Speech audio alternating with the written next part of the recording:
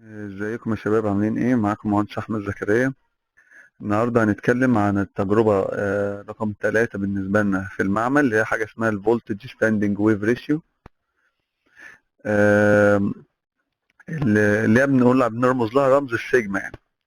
الفي اس، قبل ما نبتدي الفي اس دبليو ار، يعني ايه الفولتج ستاندنج ويف ريشيو؟ الاول انا عايز اعرف يعني ايه ستاندنج ويف. بمنتهى البساطه، الستاندنج ويف زي ما احنا خدناه قبل كده في سنه اولى في الكليه، او في ثانويه عامه. الستاندنج ويف ما هي الا يا شباب؟ عباره عن، لو انا عندي موجه اسقطتها زي الزرقاء دي كده، حصل لها ريفليكشن، فبيحصل ريفليكشن يعني رجعت منها تاني السيجنال، فبتعمل لي ايه؟ الشكل اللي احنا شايفينه ده، اللي هو ايه؟ ستاندنج ويف. الشكل اللي قدامك ده اسمه ستاندنج ويف. موجه راحه بنسميها الفورورد، وموجه راجعه بنسميها ريفلكتد ويف، او ريفلكتد او ريفيرس سيجنال. طيب، ده بقى يودينا لحاجه اسمها الفولتج ستاندنج ويف ريشيو. طب انا بقيس بيها ايه؟ تخيل الوضع اللي قدامك ده يا باشمهندس، اللي هي الزرقاء دي، اللي هي الموجه اللي لونها ازرق دي، هي دي الانسيدنت ويف بتاعتي، اللي انا المفروض هبعتها لللود، هبعتها للانتنه جوه الترانسميشن لاين. وتخيل ان الجزء بتاع السيجنال التاني اللي هو راجع، اللي انت شايفه ده، ده الجزء اللي بيرجع من السيجنال. انا نفسي يحصل ايه؟ نفسي ان الداش لاين ده يبقى ما يبقاش موجود بالنسبه لي في الفولتج ستاندنج ويف ريشيو. ليه؟ عشان يبقى حققت 100%، حققت 100% ترانسميشن، يعني مفيش حاجه من السيجنال رجعت. ما هو السيجما دي ما بتجيش، ما بتبقاش موجوده غير ان لازم يكون في سيجنال، في ويف رجعت مره تانية. طيب، يبقى اذا اقدر اعرفها تعريف كده، انها بتقيس لي الافشنسي او الافشنسي بتاعه الباور ترانسميتد فروم باور، فروم لا باور ترانسميتد فروم الباور سورس للايه؟ للترانسميشن لاين لغايه في اللود. طيب، من التعريف ده نشوف، نبص على الشكل ده كده. يعني انا مثلا عندي ترانسميشن لاين، الامبيدنس بتاعته اسمها زد سي، وعندي انتنه، الانتنه او اي لود الامبيدنس بتاعتها اسمها زد لود. فاللي بيحصل كالاتي: عندي سيجنال رايحه اهو اسمها فورورد سيجنال بفولت اسمه في اف، وسيجنال راجعه دي اسمها في ريفلكتد او في ريفرس. الفكره بقى كلها ان انا نفسي نفسي ان يحصل ايه؟ ان السيجنال تبقى تروح وما ترجعش طبعا. طيب، في حاله ان السيجنال، ان السيستم بتاع ايديال، يعني 100% انرجي ترانسميتد، معناها ان ما فيش الجزء الداش لاين ده مش موجود. معناها ان كل السيجنال منها راحت لمين؟ راحت لللود بتاعي، او راحت لفين يا شباب؟ راحت لمين؟ للانتنه بتاعتي. وده يتطلب حاجه مهمه جدا، يتطلب ان انا يكون في حاجه اسمها ماتشنج بتوين الزد سي او اللاين ترانسميشن لاين واللود. يعني ايه ماتشنج؟ يعني الزد سي تساوي الزد ال. في حاله ان الزد سي هتساوي الزد ال، فبالتالي ايه اللي هيحصل يا شباب؟ مش هيبقى فيه ريفيرس او ريفلكتد ويف، مش هيبقى فيه ريفلكتد سيجنال اللي هي الفولت دي، فيحصل توتال ترانسميشن. متفقين يا شباب؟ تمام. طيب، ازاي عايز احسب؟ انا دلوقتي السيستم بتاعي مش ايديال، وعايز احسب الفولتج ستاندنج ويف ريشيو. اسمها فولتج ستاندنج ويف ريشيو. ستاندنج ويف عرفنا يعني ايه؟ الفولتج ده عباره عن فولتج ريشيو.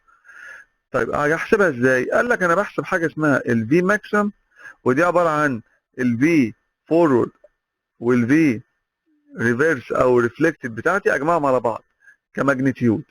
ولو عايز اجيب المينيمم بتاعي، ببتدي ان انا اطرحهم من بعض، يطلع لي الشكل ده.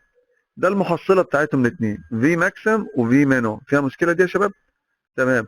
لو رحت قسمت الفي ماكسيم على الفي مينيمم، تديني الفولتج ستاندنج ويف ريشيو، اللي هي ايه علامتها؟ ايه اللي هي السيجما اللي انت شايفها فوق دي. او ممكن احسبها جذر اي ماكسيم على جذر اي مينيمم، ايا كانت، ممكن الاثنين دول. طيب، ايه علاقه الفولتج ستاندنج ويف ريشيو بالجاما؟ احنا قلنا خلي بالك، الفولتج ستاندنج ويف، الستاندنج ويف مش هتبقى موجوده الا لازم ايه؟ لازم تكون السيجنال دي تكون حصل لها ريفليكشن. يبقى اذا يبقى اذا يا شباب، الفولتج ستاندنج ويف ريشيو علاقتها بالجاما ايه؟ بالريفليكشن كوفيشنت، تساوي ايه؟ في اس دبليو ار ناقص 1 على في اس دبليو ار زائد 1. طب لو العكس، 1 زائد جاما على 1 ناقص جاما. متفقين؟ طيب، بص، في جدول كده بسيط هيعرفني اللي هي علاقه الفي اس دبليو ار بالجاما. شايفين الاثنين دول يا شباب؟ بيقول لك الفي اس دبليو ار لو هي بواحد، عوض هنا في اس دبليو ار بواحد، واحد ناقص واحد بزيرو، واحد زائد واحد باتنين، زيرو على اي حاجه بزيرو، يبقى الجاما بكام؟ زيرو. عارف يعني ايه الجاما بزيرو؟ يعني الريفلكتد باور، الريفلكتد باور بكام يا شباب؟ بكام يا باشمهندسين؟ يعني الريفلكتد باور بتاعتي بزيرو، مفيش ريفلكتد باور اصلا، 0%. طيب لو الفي اس دبليو ار بقت بواحد ونص اهي، عوض هناك يطلع الاس 11 ب 0.2، يعني معناها 4% من السيجنال هيرجع. ولو الفي اس دبليو ار ب 2 معناها ان 0.429، معناها حوالي 18% من السيجنال، سوري 11% من السيجنال هيرجع. خلي بالك اللي هو لما الفي اس دبليو ار ب 2 والاس 11 بقت ب 0.33 دي، ده الجزء، ده الشغل، ده الجزء اللي هو لغايه هنا accepted ratio، accepted value، accepted value للسيجما، accepted value للجاما، accepted value للريفلكتد فولت. طب كل ما تزيد بص كده، لو السيجما او الفي اس دبليو ار بقت ب 8، 0.778 الجاما بقت ب 11 ب 0.778، ريفلكتد باور قد ايه؟ 60.5% من الباور هترجع. بص كده لما السيجما ب 50، 92% من السيجنال هترجع. يبقى اذا بيحصل ايه؟ كل ما السيجما او الفي اس دبليو ار بتزيد، كل ما ريفلكتد او ريفلكتد باور بتزيد. تمام يا شباب؟ يبقى طيب انا مطلوب مني اعمل ايه دلوقتي؟ مطلوب مني في المعمل، في جزء المعمل، هقيس الجاما والسيجما 3 مرات. مره في حاله الماتشد لود. ماتشد لود يعني ايه؟ يعني الزد سي بتساوي الزد ال. فيها مشكله؟ ساعتها لو الزد سي بتساوي الزد ال، ايه اللي هيجرى؟ مفيش جاما، مفيش ريفليكشن، يعني الفي ريفرس دي هتبقى بكام؟ بزيرو. يعني الفي ريفرس دي هتبقى بكام؟ اهو هنحط عليها بالبين كده، هنشطب عليها، هتبقى بتساوي ايه؟ زيرو. يبقى اذا الجاما بكام؟ بزيرو. يبقى اذا السيجما في لحظتها هتبقى بكام؟ بواحد. تاني حاجه المفروض انا هشتغل عليها الشورت سيركت. يعني ايه؟ هروح شايل اللود، شايل اللود وحاطط هنا كوندكتور. الكوندكتور هيعمل ايه؟ هيعمل ريفليكشن، توتال ريفليكشن للسيجنال كلها، فبالتالي الجاما هتبقى بواحد والسيجما هتبقى بكام؟ بانفينيتي. طيب تالت حاجه هنحط ايه يا شباب المفروض؟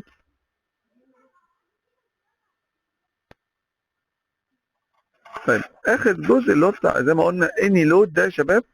الاني لود ده يا باشمهندسين هيبقى انا متوقع اني لود ايه؟ خلي بالك الماتشد لود، الماتشد لود اللي انت شايفه قدامك ده اداك اقل قيمه الجاما اللي هي بكام؟ بواحد، واقل قيمه السيجما اللي هي بكام؟ بواحد.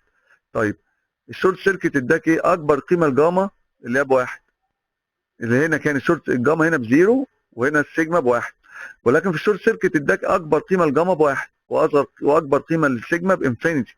طيب اذا في اني لود بقى، في حاله الاني لود اكيد الجاما هتطلع رقم ما بين اقل قيمه ليها زيرو واكبر من الزيرو، اقل من الواحد، والسيجما بتطلع من واحد للايه؟ ما بين الواحد والانفينيتي، زي ما هنشوف في الايه، في الجزء العملي كمان شويه. طيب يلا بينا نروح بقى نشوف الجزء البراكتيكال بتاعنا، الجزء العملي هنشوفه في المعمل بتاعنا. هنيجي بقى للجزء العملي بتاع التجربه بتاعتنا اللي هي الفولتج ستاندنج ويف ريشيو. المطلوب مننا ان احنا نقيس الفي اس دبليو ار اللي هي السيجما 4 مرات او 5. مره باستخدام اول حاجه احط الماتشد لود، تاني مره ده الماتشد لود بالنسبه لي، تاني مره احط الشورت سيركت، وفي مره احط الفاريبل لود. ده الفاريبل لود بالنسبه لي. الفاريبل لود كل اي حاجه طالما قلت اي حاجه هوصلها في السيستم بتاعي، دايما بوصلها بعد الانتنه اللي بعد السلوتد لاين، قبل الايه مكان الانتنه دي على طول. يعني انا دلوقتي جيت قلت لك في الامتحان وصل لي الشورت سيركت، هتروح واخد الشورت سيركت تروح ايه فاكك الانتنه زي ما احنا بنعمل اهو دلوقتي، وهنركب مكانها اللي هي يا شباب الشورت سيركت بتاعتي. فين الشورت سيركت؟ هي دي الشورت سيركت، هنوصلها كده اهو مكان الايه مكان الانتنه، ونقفل بالمسامير. طيب هنعمل التجربه دي 3 مرات او 4 على حسب اللي احنا ممكن هنوصل له دلوقتي. يا اما نعمل على الماتش، هنشتغل ماتش لود وشورت سيركت واني لود. هنشتغل الاول على الماتش لود، وابتدي ان انا اقيس اقيس قيمه الكرنت في كل بوزيشن ليا عندي هنا. طب هعمل ازاي؟ ادي حطيت الماتش اللود، وادي عندي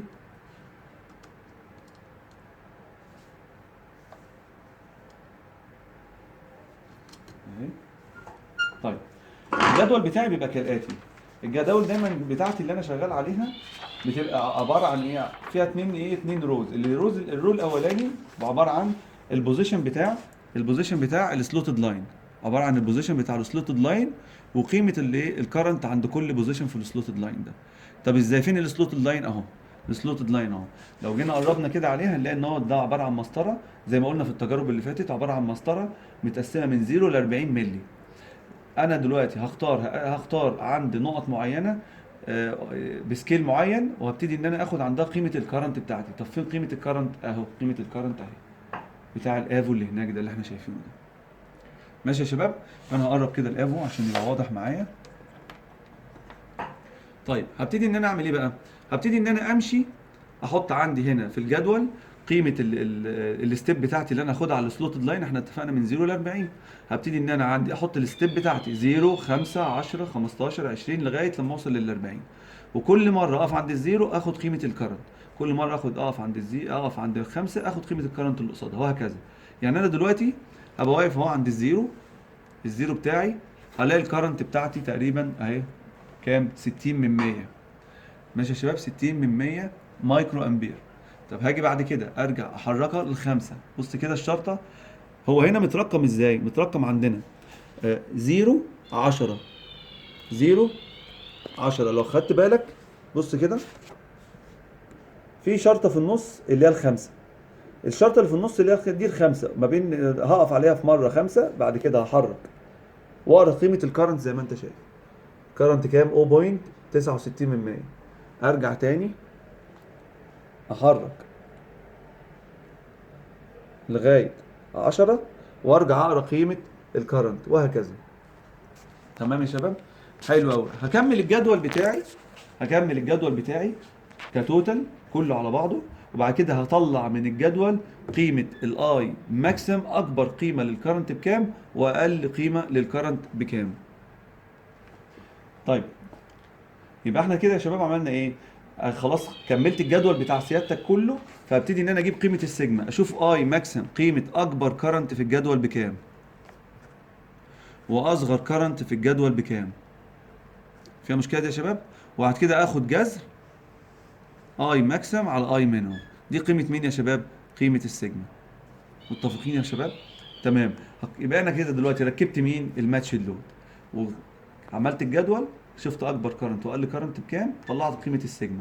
تاني حاجه بقى قال لك عايز الستاندنج ويف اللي هي السيجما للشورت سيركت لود. هروح شايل الايه؟ شايل الماتش لود بتاعي اهو، واروح حاطط ايه يا شباب؟ حاطط مكانه الشورت سيركت اهو.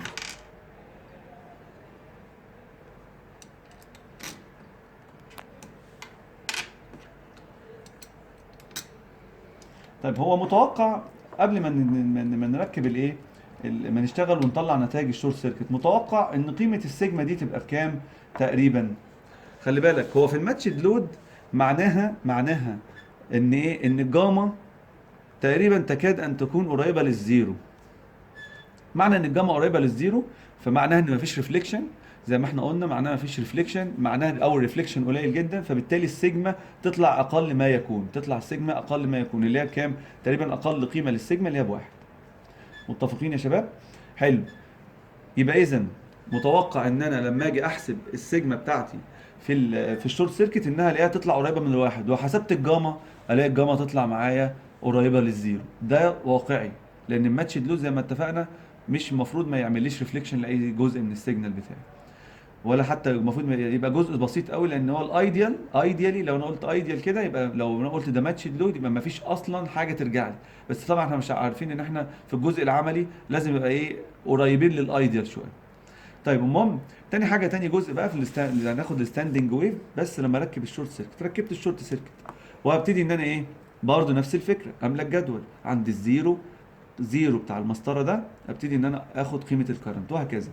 وابتدي امشي بس هلاقي في حاجه بقى مميزه شويه يا شباب في الفرق ما بين الايه، ال- ال- ال- في الفرق ما بين الشورت سيركت والايه والماتشد لود. هلاقي يا شباب ان انا بص كده، ركز كده معايا، انا هحرك المسطره كده من 0 لغايه 40، وعايزك تبص معايا على الكرنت شكله ايه. بص الكرنت بيحصل فيه ايه.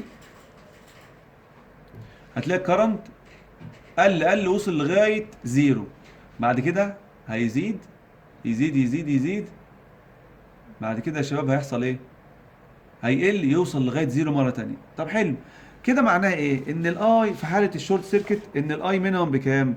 الاي مينيمم بتاعتك ايكوال كام؟ ايكوال 0. ايكوال كام يا شباب؟ ايكوال 0. فيها مشكله دي يا باشمهندسين؟ حلو. يبقى السيجما دي بكام؟ لو عوضت في القانون ده، السيجما دي المفروض انت متوقع تطلع اكبر ما يمكن، اللي هي تقريبا تطلع الانفينيتي بتاعتك. فيها مشكله يا شباب؟ طب يبقى اذا، يبقى لو خدت بالك الماتشد لود بيعمل ايه؟ الماتشد، خدت بالك ان الجزء بتاع الماتشد لود ماله؟ الجزء بتاع الماتشد لود اداك ان الجاما بكام؟ بزيرو تقريبا، والسيجما بواحد، يعني اقل قيمه للجاما والسيجما. طب واللي في الشورت سيركت طلع لك ايه؟ السيجما تقريبا بانفينيتي، وهتلاقي ان الجاما تقريبا هتطلع بواحد. يعني اداك الحدود دي، الحدود بتوع اقل حاجه ممكن احصل عليها في السيجما والجاما عن طريق الماتش اللود. اكبر قيمه للسيجما والجاما باخدها عن طريق مين؟ الشورت سيركت بتاعي. حلو قوي. جه بقى قال لك في الستاندنج عايز اني لود، قال لك عندك لود، وبعد كده قال لك حاجه اسمها بروب ديبس 3 مللي. لو جينا نبص كده، ده الاني لود. طالما قلت لك اي حاجه هتركب فين يا باشمهندسين؟ هتركب بعد الايه، السلوتد لاين ده اني لود. ده لو بصينا عليه ده هتلاقي اللي هو مكتوب عليه اللي هو السلايد سكرو تيونر، وده وظيفته ان انا بشغله كانه فاريبل لود. لو بصينا كده، مش عارف هتبان ولا لا، اهو شايفين البروب اللي جوه ده يا شباب؟ انا كده برفعه لفوق، وكده بعمل ايه؟ بنزله لتحت. كل بوزيشن للبروب ده في وضع معين اداني قيمه امبيدنس مختلفه للجهاز ده، للايه، للكومبوننت دي. فانا هعمل ايه؟ فجي لو خدت بالك ان انت عندك ده برضو، ده ايه؟ ده مايكروميتر، شايف في ارقام اهو. كل وضع كل وضع من دول يا شباب بيعمل لي ايه؟ ليه كانه قيمه مختلفه في الايه، في اللود يعني. فجينا نبص كده يا شباب، عايز هو قال لك ايه بقى؟ قال لك البروب ديبس 3 مللي. حلو. لو خدت بالك ان الدبس ده البروب ديبس بتاعي، البروب ديبس ده لو انا واقف عند الزيرو، معناها ان انا ايه؟ بص كده جوه، معناها ايه يا شباب؟ نازل كله لتحت. طب انا عايز بروب ديبس، عايز يكون قال لك نازل 3 مللي من فوق. طب انا كده لما اكون واقف عند ال 10 مللي اهي، اللي احنا شايفينها كده، شايف ال 10 مللي اهي، واقف عند ال 10 مللي. نيجي يا شباب اظبطها 10 مللي بالظبط اهو. تيجي تبص كده يا باشمهندس، هتلاقي البروب مش موجود خالص، صح؟ يبقى هو عايز انزل من فوق 3 مللي، يعني انزل من 10 3 مللي. يبقى اظبطه هنا على كام؟ هظبطه على 7. هلففه كده وهظبطه على كام يا شباب؟ على 7 اهو. بص يا شباب، بعد الخمسة بعد الخمسة بشرطتين اهو، ادي 6 ادي 7، والصفر واقف على في النص اهو. يبقى كده انا بظبطه على 7، معناها ان هو نازل من فوق قد ايه؟ بص كده، شايف البروب نازل منه قد ايه؟ حاجه صغيره جدا، 3 مللي من فوق. فيها مشكله دي يا شباب؟ حلو. بعد كده هعمل ايه بقى؟ هبتدي ان انا اوصله هنا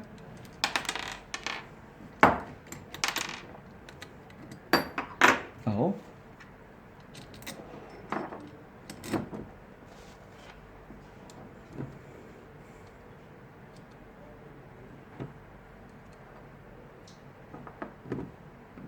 عايزين هولد.